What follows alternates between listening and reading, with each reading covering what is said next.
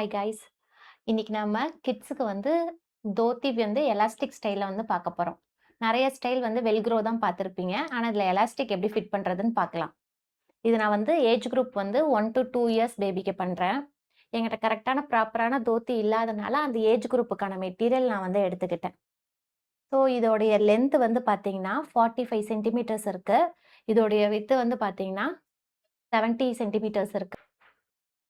Next இதுக்கு தேவையான measurement வந்து பார்த்தீங்கன்னா, சீட் சர்கம்ஃபரன்ஸ் தான் தேவை. இப்போ இந்த ஏஜ் குரூப்புக்கு வந்து பார்த்தீங்கன்னா, மெஷர்மென்ட்ஸ் வந்து சீட் சர்கம்ஃபரன்ஸ் எனக்கு 20 இருக்கு. அந்த 20 நான் எடுத்திருக்கேன்னா, அந்த 20ல பாதி அளவு 10. இப்போ இந்த வேஷ்டிய வந்து அவங்க எப்படி வேர் பண்ணுவாங்க?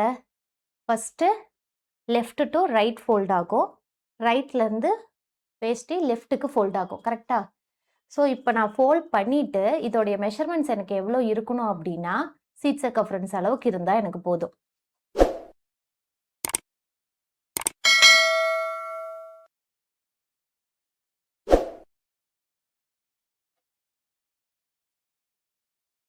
எனக்கு மெஷர்மென்ட்ஸ் வந்து இங்க 10 இருக்கு. டோட்டலா 20 வருது. இத நான் அப்படியே வச்சு பின் பண்ணிக்க போறேன். ஏன் சீட் சர்கம்ஃபரன்ஸ் எடுக்கிறேன் அப்படின்னா, சீட்ட தாண்டி தான் நம்மளுக்கு வேஸ்ட்டுக்கு வருது. கரெக்ட்டா? சில பேருக்கு சில கிட்ஸுக்கு வந்து பார்த்தீங்கன்னா, அவங்க கொஞ்சம் பேபி ஹெல்த்தியா இருப்பாங்க. அப்ப ஸோ அந்த டம்மி இருக்கிறனால, ஆ அவங்களுக்கு வந்து சீட்ட விட டம்மி ஏரியா பெருசா இருக்கும். அப்போ நீங்க என்ன எடுத்துக்கலான்னா, அந்த மேல அந்த டம்மி ஏரியா இருக்கும் இல்லையா? அந்த சர்கம்ஃபரன்ஸ் எடுத்துக்கலாம். சீட் சர்கம்ஃபரன்ஸ் எடுக்க தேவையில்ல.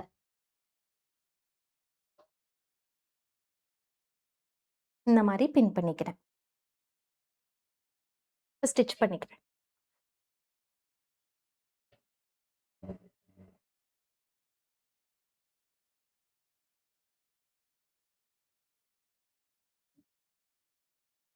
இங்கருந்து ஸ்ட்ரெயிட்டா அடிக்கணும். எவ்வளோ இன்ச்சுக்கு அடிக்கணும்னா, இப்ப நான் எலாஸ்டிக் எந்த அளவுக்கு வைக்கிறேனோ, அத பேஸ் பண்ணி தான் நான் ஸ்டிட்ச் பண்ணணும். எலாஸ்டிக் வந்து 1 இன்ச் எலாஸ்டிக் இதுல நான் யூஸ் பண்ண போறேன். ஸோ, இத அப்படியே நான் ஃபோல்ட் ஆகும்போது எவ்வளோ ஆகும்? 2 இன்ச் எனக்கு வரும். கரெக்ட்டா? அதுலருந்து அப்ப நான் 2.1 இன்ச்சுக்கு வந்து ஸ்ட்ரெயிட்டா அடிக்கிறேன். அதுலருந்து அப்படியே கொஞ்சம் கீழ தள்ளி கூட நீங்க அடிச்சுக்கலாம் கன்வீனியன்ட்டுக்காக. இப்ப நான் எவ்வளோ 2.1 இருந்தா போதும். நான் வந்து ஒரு 3 வரைக்கும் நான் ஸ்டிட்ச் பண்ணிக்கிறேன்.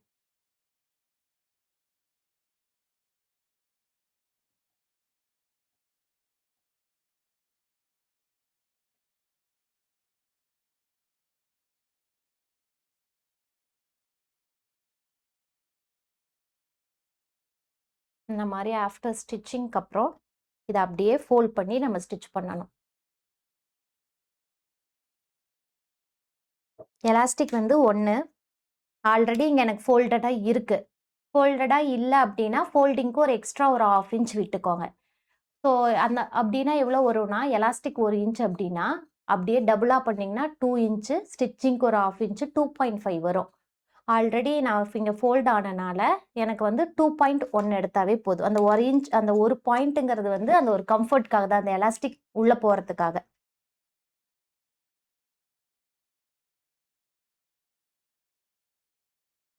இங்க பார்த்தீங்கன்னா, 1 இன்ச் எனக்கு வேணும்.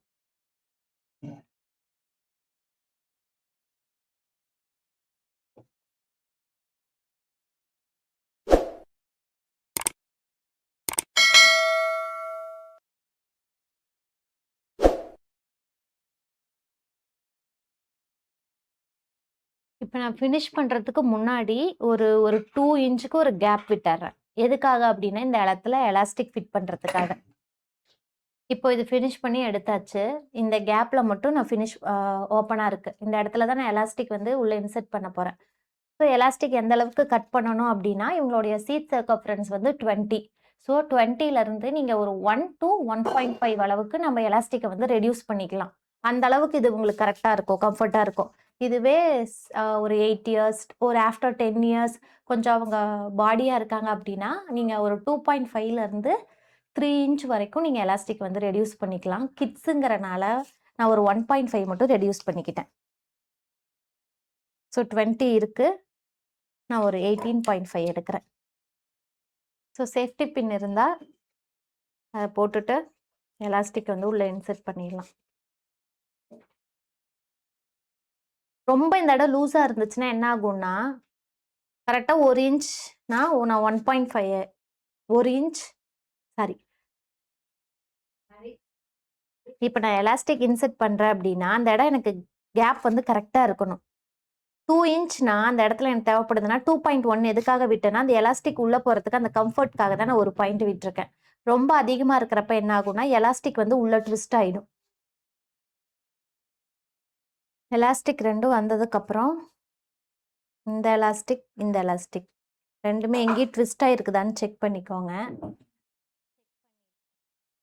செக் பண்ணிட்டு, இது 2ம் இந்த மாதிரி ஓவர்லேப் ஆகுற மாதிரி.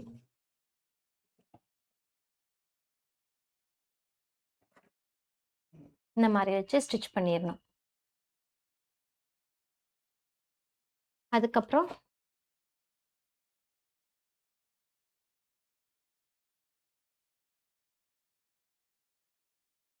எலாஸ்டிக்கை எல்லா சைடும் இழுத்துட்டு, இந்த கேப் இருந்துச்சு இல்லையா? இந்த கேப்பை வந்து க்ளோஸ் பண்ணிடணும்.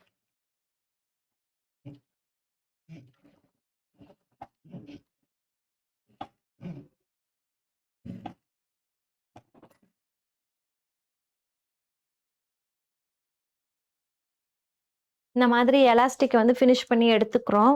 எடுத்துட்டு நீங்க இப்படியே விட்டுறதுனால விட்டுக்கலாம். இல்ல எனக்கு இன்னொரு ஸ்டிச்சிங் ஸ்டிஃப்னஸ்க்காக இந்த எலாஸ்டிக் உள்ள மூவ் ஆகக்கூடாதுன்னு போடணும்னா கூட போட்டுக்கலாம். இதுல இருந்து ஒரு 1/2 இன்ச் வச்சுட்டு, பேக் சைடும் இந்த எலாஸ்டிக்கை வந்து இழுக்கணும், ஃப்ரண்ட்டும் இழுக்கணும். இழுத்துட்டு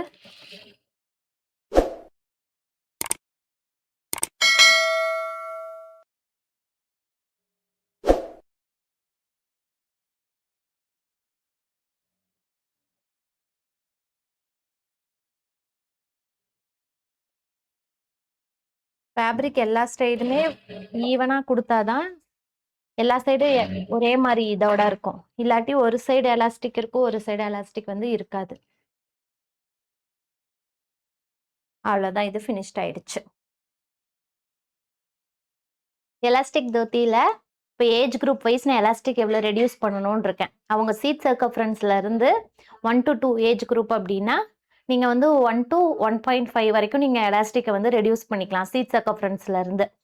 ரொம்ப அவங்க ஃபிளாட்டடா இருக்காங்க, சீட் மட்டும் நீங்க ஏஜ் குரூப் வர வர ரொம்ப டம்மி ஏரியா ஃபிளாட்டடா இருக்கு, சீட் ஏரியா மட்டும் ரொம்ப பெருசா இருக்கு அப்படின்னா நீங்க அதுக்கேற்ற மாதிரி இது இல்லாம இன்னும் கூட நீங்க எலாஸ்டிக் வேணும்னா ரெடியூஸ் பண்ணிக்கலாம். ஆனா இந்த ஸ்டாண்டர்டே உங்களுக்கு கரெக்டா இருக்கும். அந்தந்த ஏஜ் குரூப்புக்கு இவ்வளோ எலாஸ்டிக் நீங்க ரெடியூஸ் பண்ணீங்கனாலே போதும். இந்த ஓப்பன் வந்து இந்த மாதிரி இருக்கு. இல்ல இது எனக்கு இன்னும் கொஞ்சம் இந்த இடம் க்ளோஸ்ட் ஆன மாதிரி வேணும் அப்படின்னா கூட நீங்க இது வரைக்கும் கூட டக் பண்ணிக்கலாம். இன்னொரு அடுத்த வீடியோல உங்களை பார்க்குறேன். Thank you.